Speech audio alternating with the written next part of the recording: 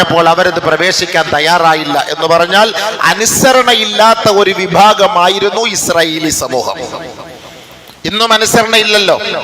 ഈ കുഞ്ഞു മക്കളെ അടക്കം കൊന്നൊടുക്കുന്നത് പാടില്ല എന്ന് UN അടക്കമുള്ള ലോകത്തിന്റെ പല ഭാഗങ്ങളിൽ നിന്ന് പറഞ്ഞിട്ട് പോലും അഭയാർത്ഥി ക്യാമ്പിലേക്ക് നിങ്ങൾ പോകണമെന്ന് പറഞ്ഞ് അഭയാർത്ഥി ക്യാമ്പിലേക്ക് താമസം മാറിയിട്ട് പോലും ആ അഭയാർത്ഥി ക്യാമ്പിലുള്ളവരെ പോലും നിഷ്ഠൂരം വധിക്കുന്ന ഈ വൃത്തികെട്ട വർഗം ഇവർ ഇന്നല്ല, ഇനി എത്രത്തോളം ഖിയാമത്ത് നാളിന് അവസാനം വരെ ഇവർ അനുസരണയില്ലാത്ത വർഗമാണ്. ഇത് ഖുർആൻ പറഞ്ഞ കാര്യമാണ്. പരിശുദ്ധ ഖുർആൻ പറഞ്ഞ കാര്യമാണ്. അള്ളാഹുവിന്റെ പ്രവാചകൻ നമ്മളെ പഠിപ്പിച്ചു. മൂസ നബി അലൈഹിസ്സലാത്തു വസ്സലാമിനെ വളരെ കഷ്ടപ്പെടുത്തി ഒരുപാട് പരീക്ഷണങ്ങൾ അവരുടെ ഭാഗത്തു നിന്നും ഉണ്ടായി മൂസ നബി അലൈഹിസ്സലാത്തു വസ്സലാമിന്. കാരണം അനുസരണയില്ലാത്ത വർഗമാണ്. മൂസ നബി അലൈഹിസ്സലാത്തു വസ്സലാമിന്റെ അടുക്കൽ എന്ത് പരാതിയുമായിട്ട് വരുന്നത് ഇസ്രായേലികളാണ്, എല്ലാ പരാതിയും. അപ്പോൾ മൂസ നബി അലൈഹിസ്സലാത്തു വസ്സലാം അള്ളാഹുവിന്റെ തീരുമാന പ്രകാരം കാര്യങ്ങൾ പറയും, പക്ഷെ ഇവരതനുസരിക്കൂല. അങ്ങനെയാണ് ഒരു കൊലയുമായി ബന്ധപ്പെട്ട് മൂസ നബി അലൈഹിസ്സലാത്തു വസ്സലാമിനെ ഇസ്രായേലികളെ സമീപിക്കുന്നത്. ഞങ്ങൾ ഒരാൾ കൊല ചെയ്യപ്പെട്ടു, അതുകൊണ്ട് പ്രവാചകരെ നിങ്ങൾ അള്ളാഹുവിന്റെ ഏറ്റവും അടുത്ത വ്യക്തിയാണല്ലോ, ഒന്ന് പ്രാർത്ഥിച്ചാൽ ഞങ്ങൾക്ക് അതിനൊരു പരിഹാരം കാണാൻ കഴിയും, അതാരാണെന്ന് ആ ഘാതുകനെ കണ്ടുപിടിക്കാൻ കഴിയും. മൂസ നബി അലൈഹിസ്സലാത്തു വസ്സലാം അള്ളാഹുമായി ബന്ധപ്പെട്ടപ്പോ അള്ളാഹു സുബ്ഹാനഹു വ തആല സിമ്പിളായ ഒരു മറുപടി പറഞ്ഞു. വഇദ് ഖാല മൂസാ ലിഖൗമിഹി യാ ഖൗമി اذكروني يا قوم إذ قال موسى لقومه يا قوم اذبحوا بقرة. അല്ലാഹു സുബ്ഹാനഹു വ തആല മൂസ നബി അലൈഹിസ്സലാത്തു വസ്സലാം പറഞ്ഞു, മൂസ അവരോട് ഒരു മൃഗത്തെ അറക്കാൻ പറ, ഒരു പശുവിനെ അറുത്ത് അതിന്റെ തോലെടുത്ത് ആ കാണുന്ന മൃതശരീരത്തിൽ അടിച്ചാൽ ആരെന്ന് മനസ്സിലാകും. സിമ്പിളായിട്ട് പറഞ്ഞു കൊടുത്തു. അല്ലാഹു സുബ്ഹാനഹു വ തആല ഈ സമുദായത്തോട് പറഞ്ഞു. മൂസ നബി അത് സ്വീകരിച്ചു. മൂസ നബി അത് അവരുടെ അനുയായികളോട് പറഞ്ഞു, നിങ്ങളൊരു പശുവിനെ നിങ്ങൾ അറക്കണം, അള്ളാഹുവിന്റെ തീരുമാനമാണ്. ഉടനെ അവർ പറഞ്ഞു, ഖാലൂ വതത്തഖിദുനാ ഹുസ്വാ, നീ എന്ത് മൂസ ഞങ്ങളെ പരിഹസിക്കുകയാണോ? നീ എന്ത് ഞങ്ങളെ പരിഹസിക്കുകയാണോ? ഞങ്ങൾ ഒരു ഘാതുകന്റെ കാര്യം അന്വേഷിക്കാൻ വന്നപ്പോ പശുവിനെ ഇറക്കണം എന്നൊക്കെ പറഞ്ഞാൽ ഞങ്ങൾ എന്താ, ഞങ്ങളെ നീ കളിയാക്കുകയാണോ, പരിഹസിക്കുകയാണോ?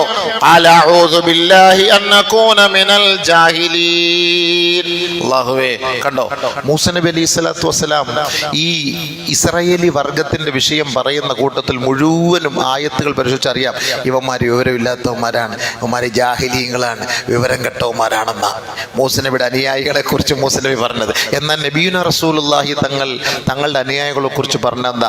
അസ്ഹാബി കന്നുജൂം, എന്റെ അനുചരന്മാർ, എന്റെ അനുയായികൾ നക്ഷത്ര തുല്യരാണ്.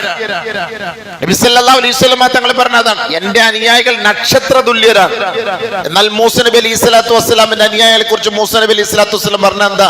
വിവരമില്ലാത്തവന്മാരാണ് ഇവന്മാർ, വിവരമില്ലാത്ത വിഡ്ഢികളായി പോയല്ലോ പടച്ചവനെ. അന്നേ ആ ശാപപ്പേരിന് അർഹരായവരാണ്. ലുഅനല്ലദീന കഫറൂ മിൻ ബനീ ഇസ്രായീല അലാ ലിസാനി ദാവൂദ വഈസ ഇബ്നു മറിയം ദാലിക ബിമാ അസൗ വകാനൂ യഅതദൂൻ കാനൂ ലാ യതനാഹൗന അൻ മുൻകരിൻ ഫഅലൂ ലബിഅസ മാ കാനൂ യഫ്അലൂൻ. لعن الذين كفروا من بني إسرائيل على لسان داوود وعيسى بن مريم. നോക്കണേ, ഓരോ പ്രവാചകന്മാരുടെ ശാപം ഏറ്റുവാങ്ങിയവന്മാരാണ് ഈ വർഗം. ഗുണം പിടിക്കൂല, ഇനി ഖിയാമം വരെ ഈ വർഗം ഗുണം പിടിക്കൂല. ഇവര് തിരിയാനും മനസ്സിലാക്കാനും ഈ അക്രമങ്ങളിൽ നിന്ന് പിന്തിരിയാനും ഇവർ പോകില്ല. കാരണം ശാപം ഏറ്റ വർഗമാണ്. ആരുടെ ശാപം? നമ്മളെ പോലെ സാധാരണക്കാരന്റെ ശാപമല്ല, പ്രവാചകന്മാരുടെ ശാപമേറ്റ വർഗമാണ് ഇസ്രായേലികൾ. ഈ ജൂതവർഗം പ്രവാചകന്മാരുടെ ശാപമേറ്റവരാണ്. ഈ പ്രവാചകന്മാരുടെ ശാപമേറ്റവർ എന്തെങ്കിലും രക്ഷപിടിച്ച ചരിത്രം ഉണ്ടോ? രക്ഷപിടിക്കുകയില്ല. ഖുർആൻ പറഞ്ഞ വാക്കാണ് ലൂഇന, അവർ ശപിക്കപ്പെട്ട വർഗമാണ്. കഫറൂ മിൻ ബനീ ഇസ്രായീല അലാ ലിസാനി ദാവൂദ വഈസ ഇബ്നി മറിയം. ദാവൂദ് നബിയുടെ നാവാലും ഈസ നബി അലൈഹി സ്വലാത്തു വസ്സലാമിന്റെ നാവാലും ഇനി ഓരോ പ്രവാചകന്മാരെ കുറിച്ച് അല്ലാഹ് പറഞ്ഞില്ല എന്നേ ഉള്ളൂ. ചരിത്രം അങ്ങോട്ടും ഇങ്ങോട്ടൊക്കെ ഉള്ളിലേക്ക് പരതി നോക്കുമ്പോ ഓരോ പ്രവാചകന്മാരുടെ നാവിലൂടെയും ഇവർ ശപിക്കപ്പെട്ട വർഗമായി മാറി.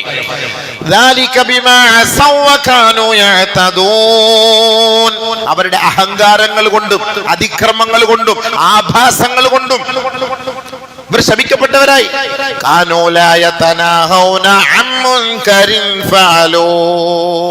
ഏതൊരു കാര്യം ചെയ്യരുത് എന്ന് പറഞ്ഞാൽ അത് ചെയ്യും ഇവർ. ഇതായിരുന്നു ഇവിടെ സ്വഭാവം. നമ്മൾ കാണുന്ന അങ്ങനല്ലേ? കുഞ്ഞുങ്ങളെ കൊല്ലരുത്, അഭയാർത്ഥി ക്യാമ്പിലേക്ക് നിങ്ങൾ ജനീവ കരാർ പ്രകാരം ഇത് തെറ്റാണ്, അങ്ങനെ ചെയ്യരുത് എന്ന് ലോകം മൊത്തം വിളിച്ചു പറഞ്ഞിട്ടും, ജൂതന്മാര് പറഞ്ഞിട്ടും, ഇന്ന് നിലനിൽക്കുന്ന ഇസ്രയേലിലുള്ളവർ പറഞ്ഞിട്ടും ഈ ജൂതവർഗം അത് കേൾക്കാൻ തയ്യാറല്ല. അതാണ് രസം. كانوا لا يتناهون عن منكر فعلوه ذلك بما عصوا ولبئس ما كانوا يفعلون. ഇവരെന്ന് പറഞ്ഞാൽ ഇവരുടെ സ്വഭാവം ഒരു നിലയ്ക്കും അനുസരണ ഇല്ലാത്ത വർഗമാണ്. ഇന്ന ഒരു കാര്യം ചെയ്യരുത് എന്ന് പറഞ്ഞാൽ അത് ചെയ്യും. ദുഷിച്ച കാര്യങ്ങളെ ഒഴിവാക്കണമെന്ന് പ്രവാചകന്മാർ പറയുമ്പോൾ അത് സ്വീകരിക്കുകയില്ല. ആ ദുഷിച്ച കാര്യങ്ങൾക്ക് കൂടുതൽ പ്രേരണ നൽകുകയും അതവർ ആവർത്തിക്കുകയും ചെയ്യും. അങ്ങനെയായിരുന്നു ഇവരുടെ സ്വഭാവം. അതാണ് ഇവര് പറഞ്ഞു. എന്തെങ്കിലും ഒരു വിഷയം പറയുമ്പോ ഞങ്ങൾ ആരെന്നറിയോ? വഖാലത്തിൽ യഹൂദു വന്നസാറാ നഹ്നു അബ്നാഉല്ലാഹി വഹിബ്ബാഉ. ഞങ്ങൾ എന്ത് അനുസരിക്കണം മൂസ? ഞങ്ങൾ അല്ലാഹുവിന്റെ മക്കളാണ്, ഞങ്ങൾ അല്ലാഹുവിന്റെ മക്കളാണ്, ദൈവപുത്രന്മാരാണ് ഞങ്ങൾ. ഞങ്ങൾ എന്തിനനുസരിക്കണം? ഞങ്ങൾ ഭൂമിയിൽ വാഴ്ത്തപ്പെട്ടവരാണ്, ദൈവത്തിന്റെ ഇഷ്ടദാസന്മാരാണ്, ഇഷ്ടപുത്രന്മാരാണ്. അതുകൊണ്ട് ഞങ്ങൾ നിന്നെ അനുസരിക്കേണ്ട ആവശ്യമില്ല. ഞങ്ങൾക്ക് എല്ലാ പൊരുത്തവും തൃപ്തിയും ദൈവത്തിന്റെ ഭാഗത്ത് നിന്ന് കിട്ടിയിട്ടുണ്ട്. ഇവര് പറഞ്ഞ വാക്കാണ് വഖാലത്തിൽ യഹൂദു വന്നസാറാ നഹ്നു അബ്നാഉല്ലാഹി വഅഹിബ്ബാഉ. ഞങ്ങൾ അല്ലാഹുവിന്റെ സന്താനങ്ങളാണ്, അല്ലാഹുവിന്റെ ഇഷ്ടദാസന്മാരാണ്, അവരാണ് പറയുന്നത്. അതുകൊണ്ട് ഞങ്ങൾക്ക് പ്രശ്നമില്ല. അതുകൊണ്ട് നീയും നിന്റെ സമുദായം നീ ഇഷ്ടപ്പെടുന്നവരുമായിട്ട് പോയിക്കോളി, ബൈത്തുൽ മുഖദ്ദസിലേക്കോ എങ്ങോട്ടോ പോയിക്കോ, ഞങ്ങളെ കൊണ്ട് ഇതൊന്നും പറ്റൂല. അതാണ് അപ്പൊ മൂസ നബി അലൈഹി സ്വലാത്തു വസ്സലാം ഒരു മൃഗത്തെ അറക്കാൻ പറഞ്ഞപ്പോ അങ്ങ് അറുത്താ മതി.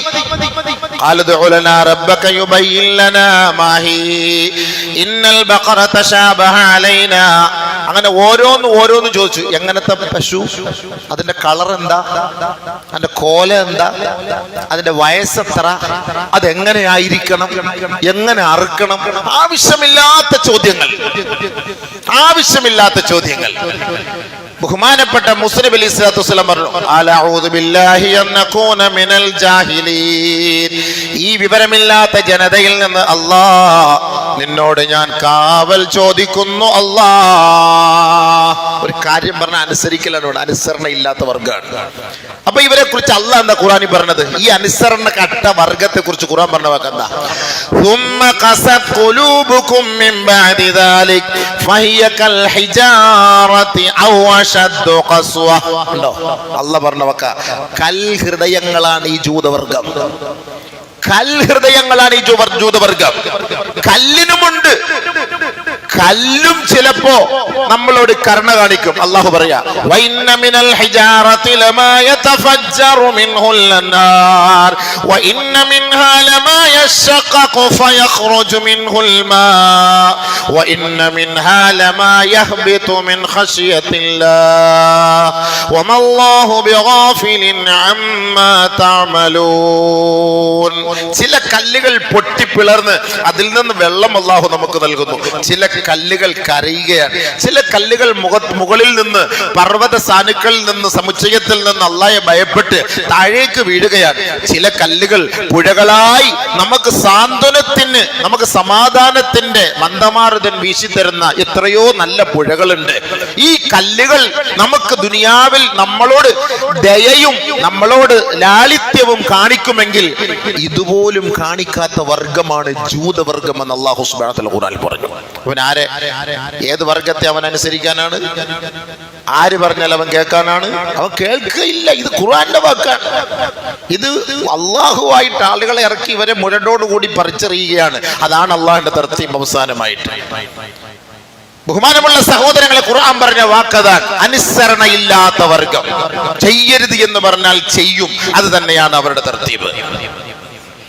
അതുകൊണ്ട് അല്ലാഹു സുബ്ഹാനഹു വ തആല ഈ പരിശുദ്ധമായ സ്ഥലത്ത് ഒരുപാട് അനുഗ്രഹങ്ങൾ ചെയ്തിട്ടുണ്ട്. അതിന്റെ ബർക്കത്ത് കൊണ്ടാണ് ഇന്നും നിലനിന്ന് പോകുന്നത്. ഇത്രയും പ്രശ്നങ്ങൾ ഉണ്ടെങ്കിലും അല്ലാഹു ഈ പ്രവാചകന്മാര് കടന്നു വന്ന പ്രവാചകന്മാരുടെ പാദസ്പർശം ഏറ്റതിന്റെ ബർക്കത്ത് കൊണ്ട് പല അനുഗ്രഹങ്ങളും ആ നാട്ടിൽ അല്ലാഹു വെച്ചിട്ടുണ്ട്. ആ അനുഗ്രഹങ്ങളുടെ പേരിലാണ് അല്ലാഹു സുബ്ഹാനഹു വ തആല ഇപ്പോഴും ഈ സമുദായത്തിന് പിടിച്ചു നിൽക്കാനുള്ള ഒരു ഹെൽപ്പ് അവിടെ നൽകുന്നത്. ആ ഒരു സ്ഥലത്തിന് മറ്റൊരു പേര് ഉണ്ട്, വാദി നംല് എന്ന് പറയുന്ന ഒരു പേരുണ്ട്. വാദി നംല് ഫലസ്തീനിന്റെ മറ്റൊരു പേരാണ് ആ നാട്ടില്. അതായത് ബഹുമാനപ്പെട്ട സുലൈമാൻ നബി അലൈഹിസ്സലാത്തു വസ്സലാം നടന്നു പോകുമ്പോ എറുമ്പിൻ കൂട്ടം സംസാരിച്ച ഒരു സ്ഥലമുണ്ട്, അതാണ് വാദി നംല് എന്ന് പറയുക. ആ സംസാരം കേൾക്കാനുള്ള ഭാഗ്യം ഇബ്രാഹിം നബി അലൈഹി സ്വലാത്തു വസ്സലാമിനുണ്ട്. സുലൈമാൻ നബി അലൈഹി സ്വലാത്തു വസ്സലാം സുലൈമാൻ നബി അലൈഹിസ്സലാത്തു വസ്സലാമിന് അള്ളാഹു പല കഴിവുകൾ നൽകി.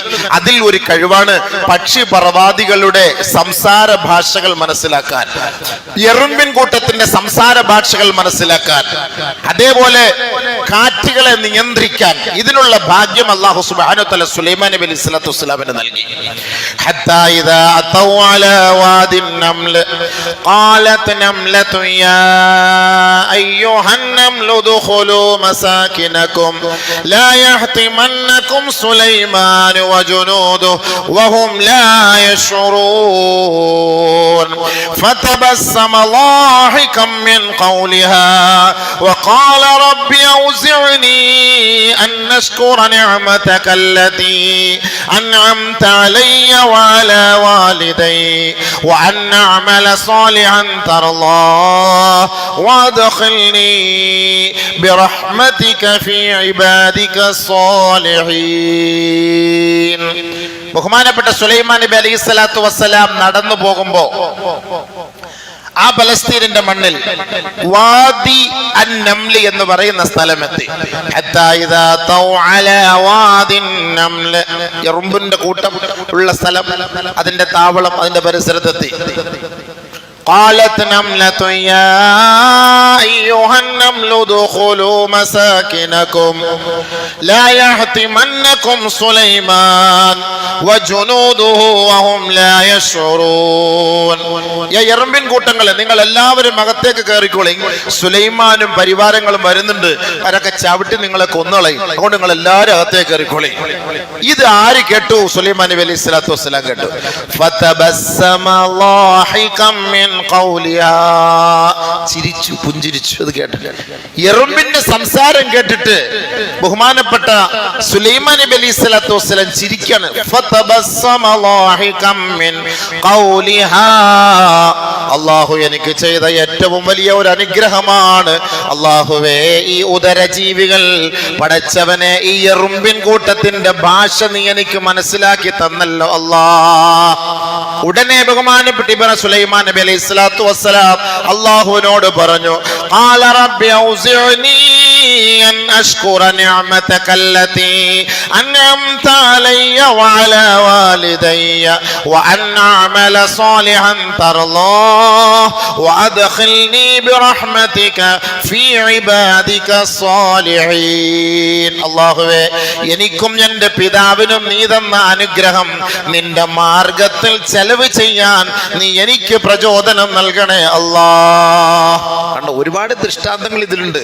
അള്ളാഹു നമുക്ക് ചെയ്തെന്ന നിഅമത്തുകൾക്ക് നന്ദികേട് കാണിക്കുമ്പം അള്ളാന്റെ ശിക്ഷ ഉണ്ടാവും.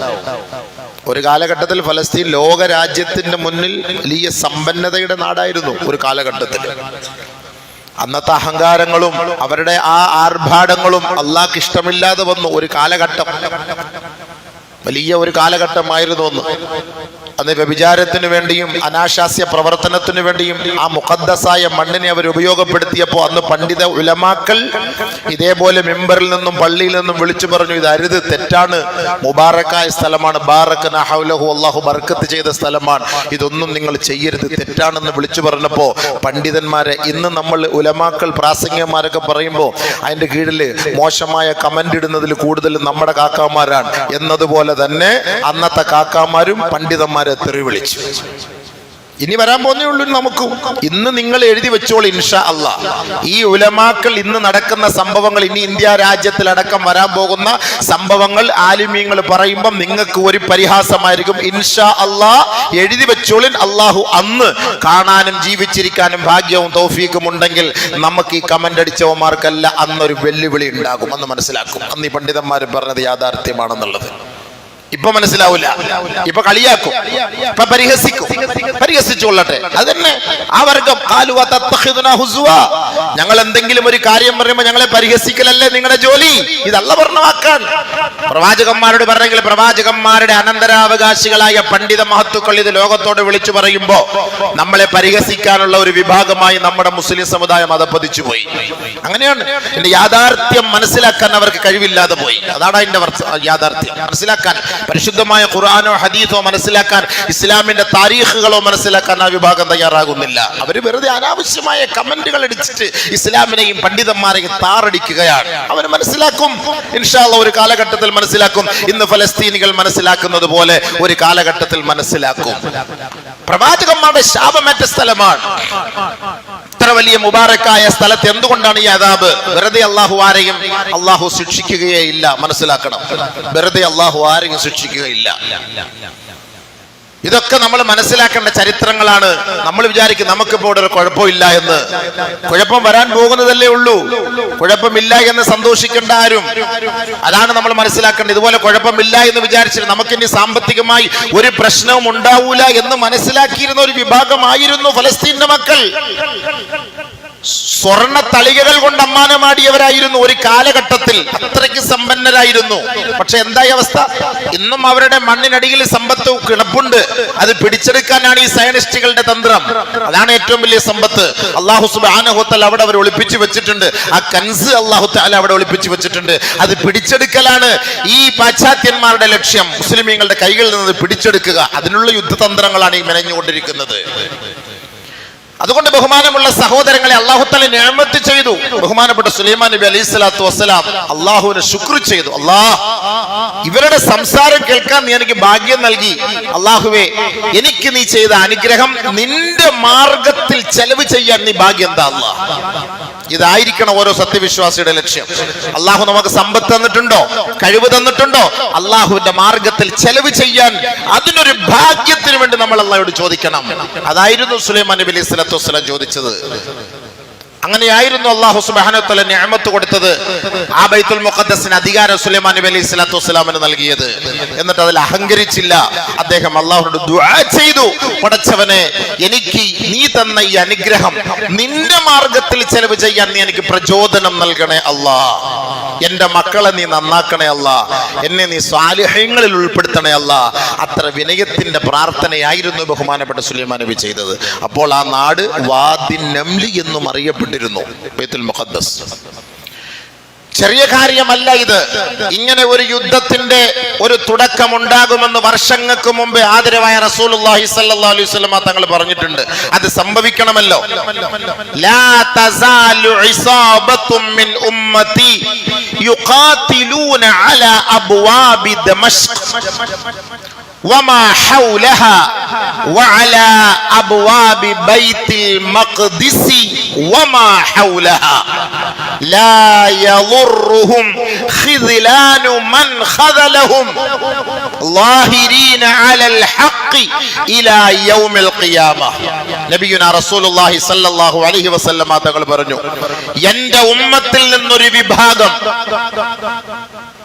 ഉദിച്ചു വന്നുകൊണ്ടേയിരിക്കും, ഉണർന്നുകൊണ്ടിരിക്കും, വളർന്നുകൊണ്ടിരിക്കും. എന്റെ ഉമ്മത്തിന്റെ ഒരു വിഭാഗം ഡമാസ്കസിന്റെ ഓരോ മേഖലകളിൽ അവർ യുദ്ധം ചെയ്തുകൊണ്ടിരിക്കും. ബൈത്തുൽ മുഖദ്ദസിന് വേണ്ടി അതിന്റെ ഓരങ്ങളിൽ, ഓരോ ഭാഗങ്ങളിൽ അവർ യുദ്ധം ചെയ്തുകൊണ്ടിരിക്കും. ലാ യളുറുഹും ഖിദ്ലാനു മൻ ഖദലഹും. ആരെല്ലാം അവരെ തളർത്താനും തകർക്കാനും ശ്രമിച്ചാലും അതെല്ലാം പുല്ലുവില നൽകിക്കൊണ്ട് അതെല്ലാം വലിച്ചെറിഞ്ഞ് ളാഹിരീന അലൽ ഹഖ്, ഞങ്ങൾ തീവ്രവാദികളും ഭീകരവാദികളുമല്ല, സത്യത്തിന് വേണ്ടി നിലകൊള്ളുന്ന വർഗമാണ് എന്ന് മനസ്സിലാക്കി ഇലാ യൗമിൽ ഖിയാമ, ഖിയാമത്ത് നാൾ വരെ അവർ ആ ഖുദ്സിന് വേണ്ടി പോരാടുമെന്ന് നബിയുനാ ശഫീഉനാ റസൂലുള്ളാഹി അല്ലാഹു റസൂൽ തങ്ങൾ പറഞ്ഞ വാക്കാണ്. അപ്പോൾ ഇത് നടന്നുകൊണ്ടേയിരിക്കും.